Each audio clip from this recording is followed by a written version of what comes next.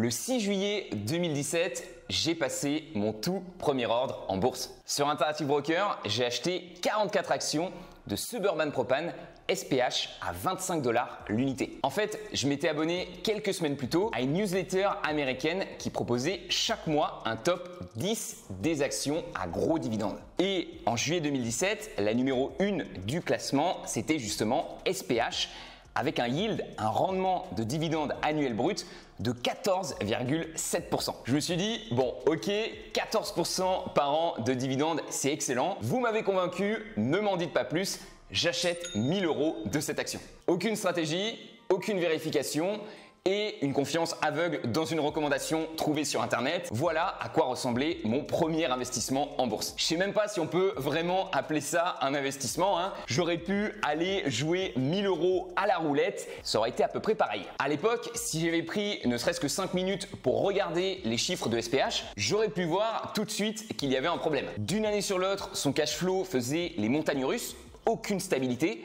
Et en 2017, l'entreprise reversait en dividendes 136% de ce qu'elle gagnait. Cette situation n'était évidemment pas tenable et ce qui devait arriver arriva. Quelques mois plus tard, le dividende a été réduit de 32% et vous le voyez, il a été de nouveau diminué en 2020 et 2021.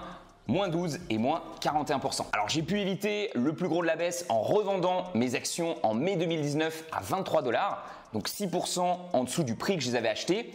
Mais ça restait indéniablement une très mauvaise décision d'investissement à la base. L'action a fait moins 41% sur 5 ans. Alors j'ai retenu deux choses de ce premier achat boursier. Un, ce n'est pas parce qu'une action propose un gros dividende que c'est forcément une bonne idée. Et deux, si je veux pouvoir gagner de l'argent en bourse, il va falloir que je comprenne beaucoup mieux les entreprises que j'achète. Avec le recul, je suis finalement content que ces premiers achats aient été perdants. Ils m'ont poussé à me remettre en question et à m'intéresser beaucoup plus en détail à la bourse que s'ils avaient été gagnants. Peu de temps après, je me suis mis à lire des livres, à suivre des formations, à tester des outils. Voilà, je voulais vraiment comprendre pourquoi ces premiers investissements n'avaient pas fonctionné et comment je pouvais m'améliorer. Et au bout de 3 ans d'apprentissage intensif, j'ai finalement compris qu'il n'y avait que 3 grands principes à respecter pour être gagnant en bourse. 1. Acheter des actions de qualité. 2. Les payer à un prix juste. Et 3. Les garder sur le long terme. À chaque fois qu'un de mes investissements s'était mal passé, je n'avais pas respecté une de ces 3 règles d'or. Soit j'avais acheté une entreprise de faible qualité qui n'avait pas d'avantage compétitif comme SPH, soit j'avais bien sélectionné une entreprise de qualité mais je l'avais payé trop cher par rapport au montant de ses bénéfices, comme par exemple ici FRT, ou enfin j'avais tout bien fait, une entreprise de qualité que j'avais obtenue à un prix juste, mais je n'avais pas gardé suffisamment longtemps pour en tirer les pleins bénéfices. Ici par exemple Parker Hannifin. Mon portefeuille a tellement souffert de ces 3 erreurs que je me suis mis à développer un véritable système pour être sûr de ne plus jamais les commettre. À force de recherche et de tests, j'ai développé des critères solides qui me permettaient de valider rapidement la qualité des actions, leur prix juste et des stratégies qui m'incitaient fortement à les garder sur le long terme. J'ai nommé cette méthode d'investissement la méthode Trident, car comme la fourche qui donne à Poséidon le contrôle sur les océans, ces 3 principes vous donnent le contrôle sur vos investissements. Depuis 2020, en suivant cette méthode Trident, j'ai investi 207 271 € en bourse sur mes 2 portefeuilles. Et je suis actuellement, le 28 mars 2022, à 78 163 € de gains totaux en combinant donc les plus-values en attente et les dividendes que j'ai perçus, soit plus 38%. Voilà, je trouve ça pas mal du tout, sachant que je n'ai pas investi ce capital d'un seul coup, je l'ai vraiment fait petit à petit, et que si j'avais à la place mis ce capital dans un ETF SP500 distribuant, vous le voyez, je ne serais qu'à plus 32% aujourd'hui. En fait, à chaque fois que j'achète une action, je note à côté la performance que j'aurais obtenue si j'avais acheté à la place un ETF du SP500. Voilà, ça me permet de voir si j'arrive à faire mieux que le marché américain dans son ensemble. Et pour l'instant, c'est le cas. À travers mes 2 portefeuilles, cette méthode Trident m'a permis de générer une surperformance globale de 6% par rapport à celui-ci, plus 12 819 €.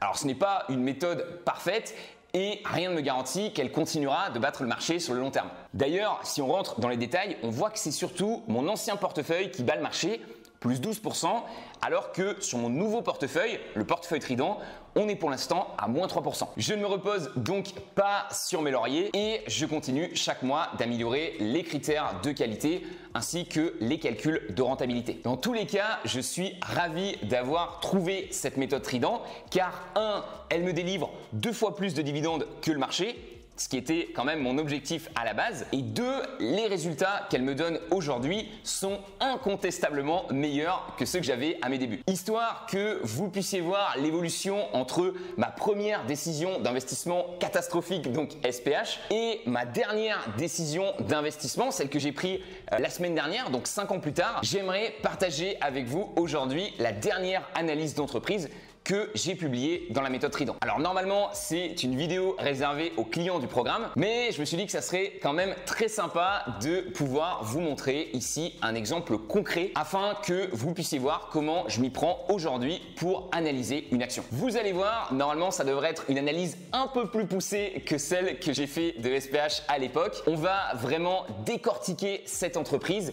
et déterminer ensemble sa qualité, son prix juste et combien de temps on doit la garder. Je vous en dis pas plus, je vous laisse regarder cette vidéo d'analyse et on se retrouve à la fin pour le débrief.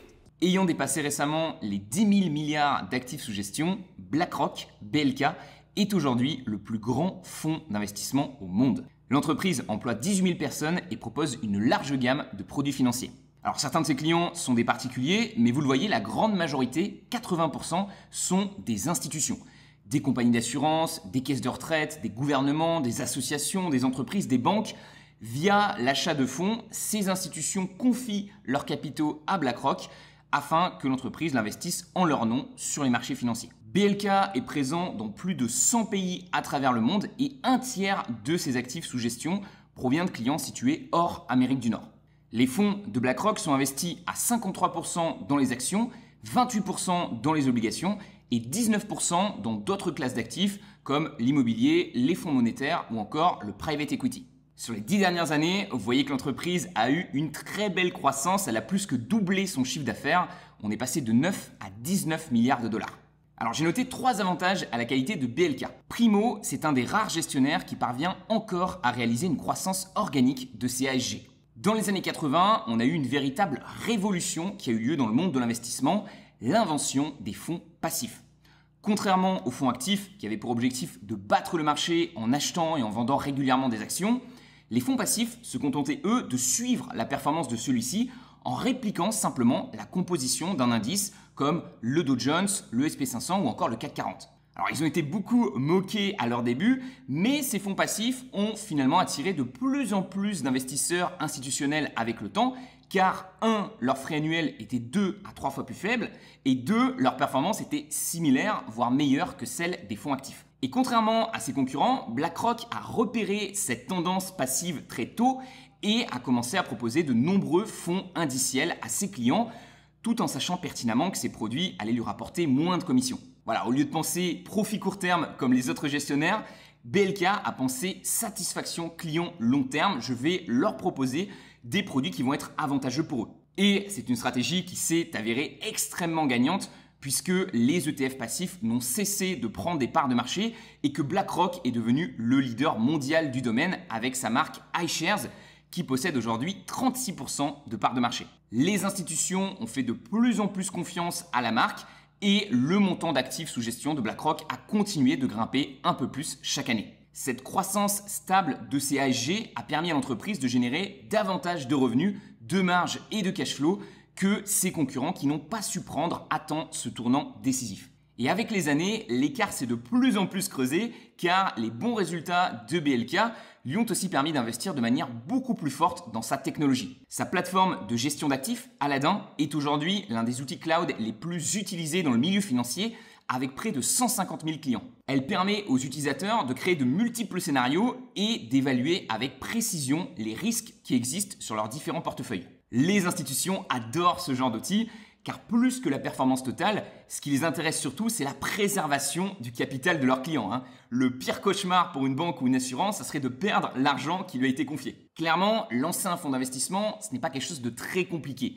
Mais ce qu'il est en revanche, c'est de parvenir à gagner la confiance des grandes institutions de cette planète, celles qui possèdent 80% du capital à investir. Voilà, ces institutions ne voudront pas prendre de risques, elles ne partiront pas avec le premier venu et elles vont demander beaucoup de choses à leurs gestionnaires d'actifs. De nombreux produits financiers avec des frais faibles, des technologies avancées pour garantir la sécurité du capital et un historique de succès et de performance sur au moins 2 décennies. BlackRock est une des rares entreprises qui coche toutes ces cases et c'est ce qui lui a permis de s'imposer en quelques années comme le gestionnaire d'actifs numéro 1 au monde. Le deuxième avantage que j'ai noté pour l'entreprise, c'est que même avec 10 milliards de dollars sous gestion, elle a encore d'importantes opportunités de croissance. En plus de ces fonds passifs qui devraient continuer de prendre des parts de marché, je vois 3 axes de développement majeurs pour BlackRock. 1. L'investissement responsable. De plus en plus de particuliers souhaitent que leur capital soit investi dans des entreprises qui partagent leurs valeurs écologiques et sociales et vont même jusqu'à faire pression sur leurs institutions, gouvernements, mais également banques et assurances, pour que ce soit le cas. Ces critères ESG pourraient même pousser des gens qui n'ont jamais investi de leur vie, car réticents au milieu financier, à s'y mettre. C'est finalement une manière efficace de soutenir un projet auquel on croit, tout en gagnant de l'argent. Donc voilà, même s'ils ne garantissent pas une meilleure performance ou même moins de frais, après les fonds passifs, les fonds ESG pourraient bien être la prochaine méga tendance dans le milieu de l'investissement. Et BlackRock l'a bien compris et a développé rapidement son propre système d'analyse ESG. L'entreprise propose aujourd'hui plusieurs fonds à impact qui connaissent un franc succès. Le montant sous gestion de ces fonds ESG a été multiplié par 12 entre 2018 et 2021. Donc comme la transition des fonds passifs vers les fonds actifs, je pense que BlackRock a toutes les cartes en main pour réussir avec brio cette nouvelle transition vers les fonds ESG. Deuxième axe de développement, la Chine. BLK a signé récemment un deal avec la China Construction Bank, la deuxième plus grande banque du monde, pour développer des produits d'investissement spécifiques au marché chinois. En 2024, il est estimé que 40% des flux d'investissement proviendront de la Chine et pourtant, le marché de la gestion d'actifs y est actuellement 5 fois plus petit qu'aux États-Unis. Donc même si c'est un pays compliqué au niveau des régulations financières, on l'a vu avec par exemple plusieurs annulations d'IPO de FinTech comme par exemple Ant Group, BlackRock considère toujours la Chine comme une opportunité en or qu'il ne faut absolument pas rater. Et à nouveau, elle me semble bien positionnée pour profiter de cette opportunité. Dernier axe de développement pour BLK, les investissements alternatifs. Les actions de start-up non cotées, l'immobilier privé, le prêt direct entre particuliers ou encore les crypto-monnaies, la demande pour les investissements alternatifs a explosé ces dernières années. Tellement qu'au lieu du classique 60-40, 60% actions et 40% obligations, BlackRock recommande désormais à ses clients privés le 50-30-20. 50% actions, 30% obligations et 20% marché privé. Alors ces placements privés sont plutôt complexes à gérer et le ticket d'entrée y est souvent très élevé, ce qui va un petit peu forcer les institutions à passer par des tiers de confiance comme BlackRock pour y être exposés. L'entreprise est confiante et estime que ces fonds alternatifs devraient encore doubler de taille d'ici à 2025. Grâce à la puissance de sa marque, ses économies d'échelle, sa diversification géographique et ses 3 axes forts de développement, Morningstar donne à BlackRock une note de grande douve stable, 20 ans d'avantage compétitif. Le dernier avantage que j'ai relevé pour BLK les amis, ce sont évidemment ses superbes résultats financiers. Niveau profit, on a 17% de croissance moyenne annuelle sur 20 ans, 13% sur 10 ans et 15% sur les 5 dernières années. Et vous le voyez, ils sont aussi très stables. Sur 20 ans, on a seulement 2 années de baisse et une seule qui était vraiment sérieuse, c'était en 2008, moins 21%. Pour les 5 prochaines années, on tombe sur une estimation prudente de 10% par an de croissance des profits, ce qui est vraiment très bon. L'entreprise a les marges opérationnelles les plus hautes de son secteur, autour des 40%, et génère environ 8 milliards de free cash flow chaque année. Alors elle va se servir de ce cash pour 3 choses principalement. 1. Acquérir des nouvelles entreprises afin d'élargir son offre de produits ainsi que sa technologie. Parmi les derniers investissements intelligents, on peut citer eFront, un outil de gestion français spécialisé sur les marchés privés, Future Advisor, un robot conseiller qui crée différents portefeuilles en automatique, et Aperio Group, un outil de gestion spécialisé sur l'optimisation fiscale. Morningstar donne à BlackRock une note exemplaire sur l'allocation de ses capitaux en soulignant qu'elle est une des rares entreprises à avoir réussi non pas une, mais 2 énormes acquisitions à plusieurs milliards de dollars. C'était Merrill Lynch Management en 2006 et Barclays Investor en 2009, en plein cœur de la crise financière. BLK va aussi utiliser son cash, et je pense que ça va vous intéresser, pour verser un généreux dividende chaque trimestre. Le yield actuel s'approche des 3% et vous le voyez, il est extrêmement sécurisé avec la note quasi maximum sur SimpliSafe, 98. Voilà, le payout ratio est raisonnable et le dividende est versé sans interruption depuis 18 ans maintenant. Il est aussi augmenté chaque année depuis 12 ans avec, vous le voyez, une très belle croissance, plus 18% l'année dernière et plus 13% en moyenne sur les 5 dernières années. Et enfin, BLK va aussi utiliser ce cash pour racheter ses propres actions. Le nombre d'actions en circulation a diminué de 13% en 10 ans, ce qui est vraiment très bon. Son bilan comptable est très solide, l'entreprise a plus de cash que de dettes, une énorme couverture d'intérêt et une notation financière de AA-, seulement 0,55% de chance de banqueroute sur 30 ans. Ok, on a bien parlé des avantages de BlackRock, parlons maintenant de ses inconvénients, j'en ai aussi noté 3. Primo, même si BLK est aujourd'hui le leader, la concurrence dans son domaine reste forte. Certains gestionnaires d'actifs vont parvenir à tirer leur épingle du jeu en se spécialisant dans une niche. Les comptes de retraite pour T. Rowe ou encore l'immobilier pour Cohen & Steers. Mais le plus grand rival de BlackRock aux États-Unis, c'est évidemment Vanguard, qui est bon deuxième avec, on l'a vu, 30% de part de marché sur les ETF. L'ironie des fonds passifs, c'est que Vanguard est également le plus gros actionnaire de BlackRock. BLK étant dans le SP500, de nombreux fonds Vanguard sont obligés d'acheter l'action de leur principal concurrent. Dans certains pays, notamment les plus complexes fiscalement, on a aussi une concurrence qui va être locale. En France, par exemple, même si BlackRock existe bien, l'entreprise est 20 fois plus petite que Amundi, Natixis ou encore AXA. Ce qu'il faut bien comprendre, c'est que cette forte concurrence locale et internationale, elle a tendance à tirer les prix vers le bas. Étant donné que la composition d'un fonds passif reste la même d'un gestionnaire à l'autre, qu'un gestionnaire n'apporte pas finalement beaucoup plus de valeur ajoutée, les investisseurs vont avoir tendance à se tourner simplement vers le fonds qui est le moins cher. Et vous le voyez, ces dernières années, les frais des fonds, actifs comme passifs, ont quand même bien baissé. Si ça continue comme ça, on pourrait arriver à un point où plus aucun gestionnaire ne fait de marge sur ces produits-là. Alors heureusement, BLK a deux avantages majeurs ici par rapport à ses concurrents. Primo, c'est l'entreprise qui bénéficie des meilleures économies d'échelle, étant donné que c'est la plus grande. Et donc, elle va pouvoir baisser le plus ses prix sans que cela impacte trop ses marges. Et secondo, si BLK joue bien ses cartes, elle devrait pouvoir vendre à ses clients existants ces produits plus complexes qui comportent plus de frais comme les fonds ESG, les fonds chinois ou encore les fonds alternatifs de private equity. Les fonds passifs type SP500 pourraient donc devenir une sorte de produit d'appel pour BLK qui emmènerait ensuite ses clients institutionnels sur des fonds plus avancés. Le deuxième inconvénient, évident pour BLK, c'est le risque d'une récession. La forte montée de la bourse entre 2010 et 2020 a bien aidé l'entreprise à faire des profits, mais rien ne nous dit que les 10 prochaines années boursières seront aussi bonnes. Et si une crise venait à arriver, cela enclencherait évidemment un cercle négatif pour l'entreprise. Par peur, beaucoup d'investisseurs sortiraient leur argent des marchés financiers, ce qui ferait baisser les actifs sous gestion de BLK et donc le montant de ses commissions. Lors de la dernière crise en 2008, on l'a vu ensemble, BlackRock a perdu 21% de ses profits annuels. Ça fait quand même mal. Heureusement, l'entreprise est quand même restée profitable et vous le voyez, elle a rapidement rebondi, plus 11% en 2009 et plus 53% en 2010. Elle a également continué de payer son dividende même en plein cœur de la crise. Elle a simplement, vous le voyez, fait une pause sur son augmentation en 2009. Enfin, le dernier inconvénient pour BLK, c'est qu'avec 10 000 milliards de dollars sous gestion, certaines personnes pensent que l'entreprise est trop grosse pour continuer de croître raisonnablement.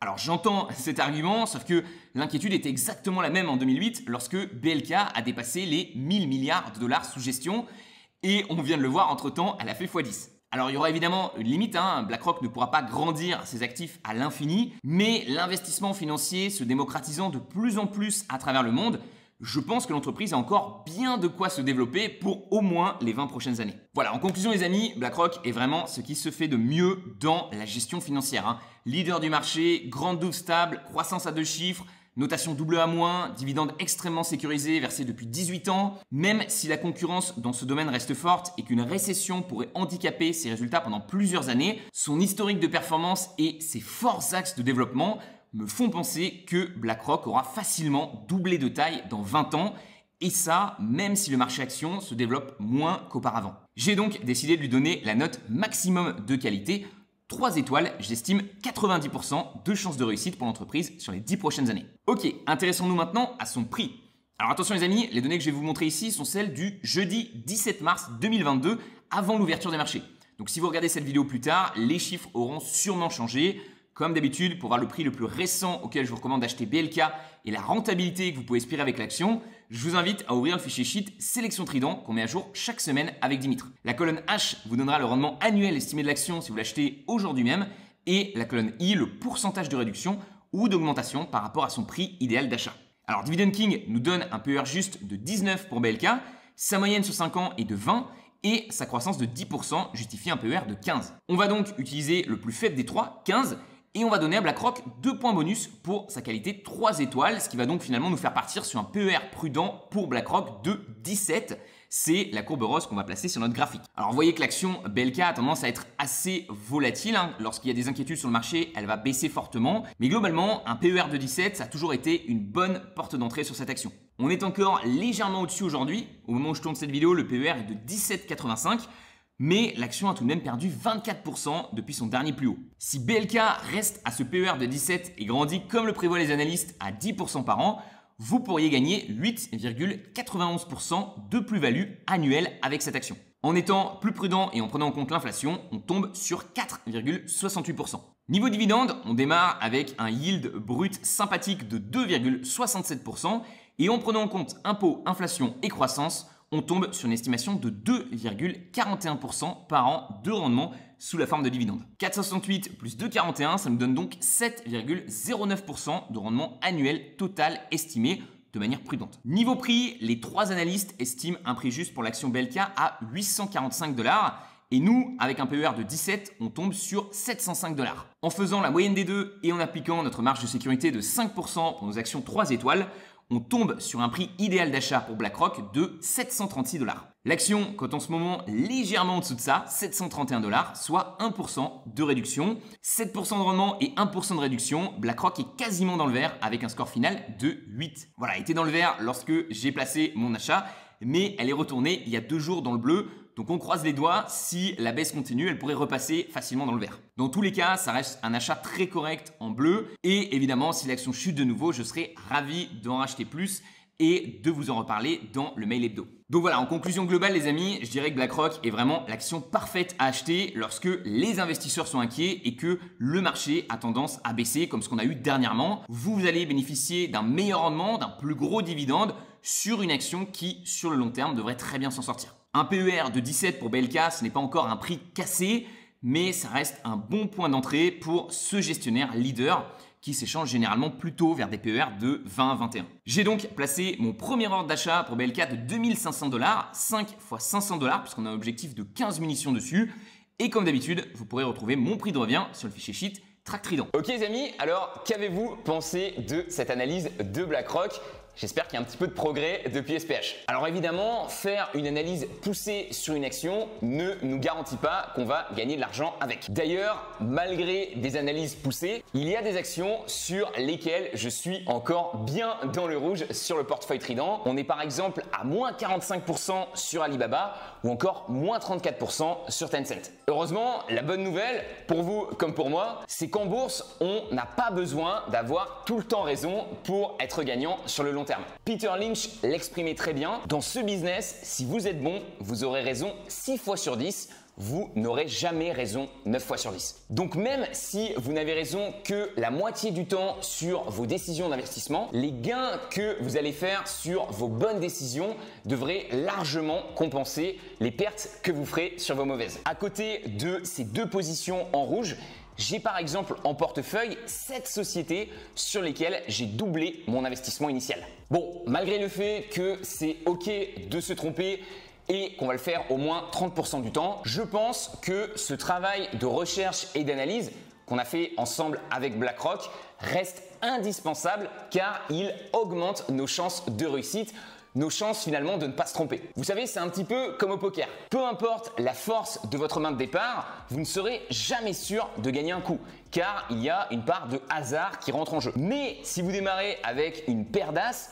vous aurez statistiquement beaucoup plus de chances de gagner le coup que si vous démarrez avec un 8 et 2 dépareillé. Eh bien, c'est exactement pareil en bourse. Si vous achetez continuellement des entreprises de qualité à un prix juste et que vous les gardez sur le long terme, vous aurez beaucoup plus de chances de réussite que si vous achetez au prix fort des entreprises qui perdent de l'argent une année sur 2 et que vous les tradez sans arrêt. Seulement, pour savoir si l'entreprise que vous avez en face de vous est une paire d'as ou un 8 et 2 dépareillé, il n'y a pas vraiment de choix, il va falloir l'analyser en détail et vraiment comprendre les subtilités de son business. Des chiffres comme la croissance de son EPS, son ROIC ou encore sa notation financière pourront vous donner un bon premier ordre d'idée sur sa qualité. Mais c'est uniquement en rentrant vraiment dans la carcasse de l'entreprise, comme on l'a fait ici avec BlackRock, que vous pourrez définir au mieux sa valeur et ainsi mettre le maximum de chances de votre côté. Alors oui, faire ce genre d'analyse demande du temps, mais je pense que ça vaut vraiment le coup parce que non seulement vous allez augmenter drastiquement vos chances de réussite, mais en plus de ça, en sachant concrètement ce qu'il y a derrière votre action, vous êtes aussi beaucoup plus susceptible de la garder sur le long terme. Si vous n'avez pas le temps ou que vous ne savez pas comment faire ce travail d'analyse, je vais évidemment vous inviter à rejoindre la méthode Trident. Alors beaucoup de services payants se contentent de vous dire achète cette action sans vous expliquer vraiment pourquoi. Dans la méthode Trident, les 25 entreprises que je vous recommande ont chacune leur vidéo d'analyse de 15-20 minutes dans laquelle je vous explique en détail leur business et pourquoi je les trouve intéressantes en ce moment. Vous débloquez toutes ces vidéos dès votre inscription et j'en rajoute une nouvelle chaque mois. Une étude de Morningstar a montré que plus de la moitié des gérants de fonds n'investissaient pas un seul euro dans leurs propres fonds, les fonds qu'ils géraient. C'est l'exact opposé dans la méthode Trident. J'investis 100% de mon épargne disponible dans cette méthode et je n'ai absolument rien à côté. Chaque lundi, je sélectionne l'action que je trouve la plus intéressante sur le marché actuellement. J'en achète pour 2000 € sur le portefeuille Trident et je vous partage le trade par email avec une analyse écrite de l'entreprise. Si vous débutez en bourse, vous aurez aussi accès à 4 semaines de cours dans lesquels on voit ensemble toutes les notions importantes à bien connaître avant d'investir. Et si vous êtes plus avancé, que vous souhaitez par exemple faire les analyses par vous-même, il y a sur la plateforme un fichier sheet qui vous classe plus d'une centaine d'entreprises par score d'investissement. Voilà, ça vous permettra de concentrer vos recherches sur les actions les plus prometteuses du moment. Enfin, vous gagnez aussi l'accès à un forum sur lequel vous pourrez poser toutes vos questions à plus de 900 investisseurs qui sont dans la même démarche de liberté financière que vous. Vous le voyez, c'est assez actif, On a des nouveaux posts toutes les semaines et je veille vraiment à répondre à tout le monde. Il y a juste 2 choses que je vous demanderai avant de rejoindre la formation. 1, avoir au moins 100 € par mois à investir en bourse et 2, être un minimum passionné par le business en général. Si vous avez moins de 100 € par mois à investir, la formation risque de ne pas être hyper rentable pour vous et je pense que vous ferez mieux dans un premier temps de vous concentrer sur l'augmentation de vos revenus. J'avais fait cette vidéo il y a quelques temps dans laquelle je détaillais des bonnes stratégies que vous pouvez utiliser. Et si comme 90% des Français, découvrir ce qui fait le succès d'une entreprise ne vous passionne pas forcément, alors honnêtement, autant investir dans un ETF qui vous placera sur tout le marché. Certes, vous aurez un peu plus de frais annuels que si vous faisiez vos investissements par vous-même, mais au moins là, vous n'aurez pas un mail à lire chaque semaine et une vidéo d'analyse à regarder chaque mois. En revanche, si vous avez plus de 100 € par mois à investir et que vous prenez du plaisir à découvrir comment un business fonctionne, alors ce sera évidemment avec grand plaisir de vous compter parmi les nouveaux membres Trident. Le lien se trouve juste en dessous dans la description. Voilà les amis, l'auto-promo a été faite. J'espère en tout cas que cette nouvelle vidéo d'analyse sur BlackRock et l'évolution un petit peu de la complexité et de la réflexion dans mes investissements vous a plu. C'était Roman, je vous donne rendez-vous dans la prochaine. Ciao!